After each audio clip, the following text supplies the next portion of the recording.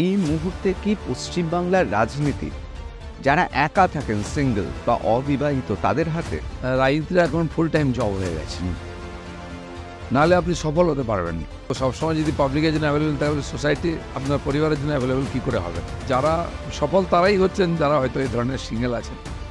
Alpha mail x factor আছে অনেকে বলে।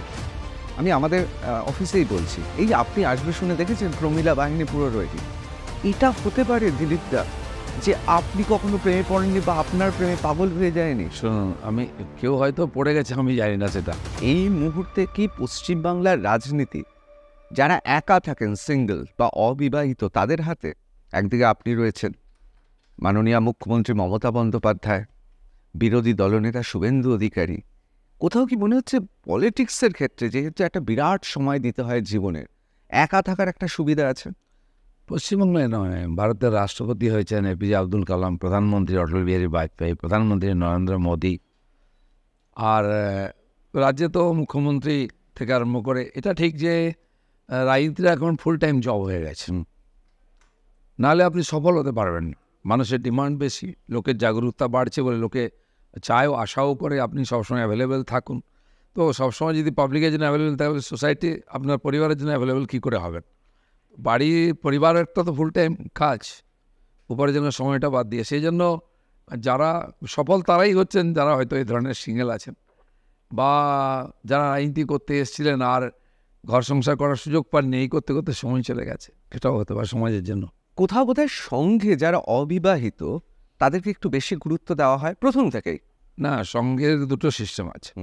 যারা আমরা বলি প্রচারক, আপনারা বামপন্থীদের হোলটাই আমার শব্দ শুনেছেন, ওটাতে জাস্ট একটা সে সবসময় কাজ করে তাকে একটা অনারিয়াম দেওয়া হয়। ভারতীয় জনতা পার্টি RSS-এর মধ্যে যারা প্রচারক তারা প্রথমেই ঘর সংসার সব ছেড়ে আসেন, ঘর দুয়ার সংসার চাকরি বাকরি পয়সা কিচ্ছু নেই, without any condition, total surrender. তাকে যেখানে যখন পাঠানো হবে সেখানে গিয়ে কাজ করতে হবে, স্বাভাবিক, পেছনে থাকলে হবে না। আমি 8.5 বছর আন্ডামান্ডি করে কাজ করেছি, সুনামিও হয়েছে সেই সময়। তো তারা যখন রাজনীতিতে চলে আসেন তখন তাদেরকে লোকে দেখেছে, তো আমি তো 8.5 বছর এসেছি, 40 বছর আগে ঘর ছেড়েছি আমি। তো সেই জন্য আর অনেকেও তারা আছেন যে যেমন চাকরি পেতে পেতে বয়স চলে গেল, বিয়ে হলো না, অনেকে হয়। তো রাজনীতিতে প্রতিষ্ঠা পেতে পেতেও সেরকম হয়ে যায়, অনেকের ঘর সংসার হয় না। কিন্তু ইদানিং দেখা যাচ্ছে যত রাজনীতিটা টাফ হচ্ছে, এ ধরনের লাইফস্টাইল যারা ডিল করেন তারাই সফল হচ্ছেন, তারাই সামনে আসছেন। কিন্তু হাজার হাজার লোক আছে তাদের দিকে চোখের, তারা তো সাধারণ সংসারী লোক আছেন, কিন্তু কিছু কিছু আছে হয়তো তারা একটু বেশি পপুলার, বেশি সফল, সে অনুসারে চর্চা হয়। দিলীপদা, আপনাকে তো অনেক দিন ধরে দেখছি, ব্যক্তিগতভাবে অনেক আলাপচারিতা হয়েছে, আপনি বিভিন্ন সময় আমাদের অনুষ্ঠানে এসছেন। দিলীপদা, আপনাকে কিন্তু দেখলে একটু রোম্যান্টিক মনে হয়। জীবনে কি কখনো প্রেমে পড়েননি? যায় না, সে সুযোগ হয়নি খুব একটা, বা এই পরিস্থিতি দেখে আমাকে দেখে এরকম ঘোরাঘুরি করতে কেউ সেদিকে এগোবারও চেষ্টা করেনি। কে যাবে এরকম লোকের সঙ্গে চলতে যার মাথা মুন্ডে নেই, চাল চুলো নেই? সেই জন্য আমি সব কিছুর মধ্যে একটা আনন্দে থাকার চেষ্টা করি। রাজনীতিটাকে ওইভাবে নিয়েছি। বাকি যে পলিটিশিয়ানরা আপনি দেখেছেন খুব সিরিয়াস, ভয়ে টেনশানে বিপি সুগার বাড়িয়ে বসে আছে, ইলেকশন জিততে পারলো না কিন্তু টেনশন। তা আমি তো দেখেছেন স্পোর্টস হিসেবে নিয়ে এসেছি, যেভাবে এসেছি রাজনীতিতে, যে কাজ দিয়েছে আমার পার্টি সেটা আমি করেছি। একেবারে একটা মিশন ধরে। মিশন তো বটেই, অ্যাকশনও আছে তার সঙ্গে। অবশ্যই আমরা মিশন অ্যাকশন দুটো পার্টি যাব, কিন্তু আমি এই প্রশ্নটা কিন্তু অনেকের রয়েছে। দিলীপদা, দেখুন, আপনার মধ্যে একটা ইংরেজিতে যাকে বলে এক্স ফ্যাক্টর আছে, আলফা মেল এক্স ফ্যাক্টর আছে অনেকে বলেন। আমি আমাদের অফিসেই বলছি, এই যে আপনি আসবে শুনে দেখেছেন প্রমীলা বাহিনী পুরো রয়েছে। শুধুমাত্র আমাদের অফিসে কেন, আপনাকে মহিলারা একটু পছন্দ করে। আপনি বাইকে চড়লে সে ছবিও ফেসবুকে দেখি মহিলারা খুব গর্বের সঙ্গে দেয়।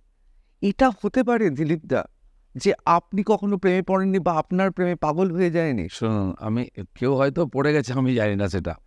আমি যে সংগঠনে কাজ করেছি RSS পুরো পুরুষদেরই সংগঠন, সেখানে 32 বছর সঙ্গের প্রচারক ছিলাম, সেখানে কোনো মহিলা কার্যকর্তাই ছিল না। এখন বিজেপিতে এসেছি, প্রচুর বিজেপিতে কার্যকর্তারা। আমি যেখানে গ্রামে যাই মহিলাদের ডেকে আগে ফটো তুলতে হয়। শুধু তাই নয়, আপনি দেখবেন আমি কোনো একটা সামাজিক অনুষ্ঠানে যাই না, বিয়ে না অন্নপ্রাশনে কম যাই, একটা সময় কম থাকে। দ্বিতীয় এই জন্য, যদি আমি আধ ঘন্টা থাকি, আধ ঘন্টা লোকে ফটোই তোলে, না খেতে দেবে না বসতে দেবে, তো এঁঠো হাতে এসেই ফটো তুলে নিচ্ছে আগে।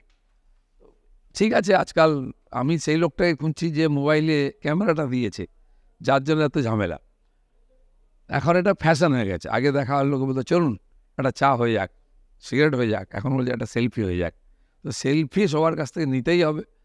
কিছু আমাদের কার্যকর্তা আছে রোজ একবার সেলফি নেয় আমার। আমি তুমি ওগুলো ডিলিট করে দাও, আমরা রাখো, রোজ ফেলে আমরা কেন?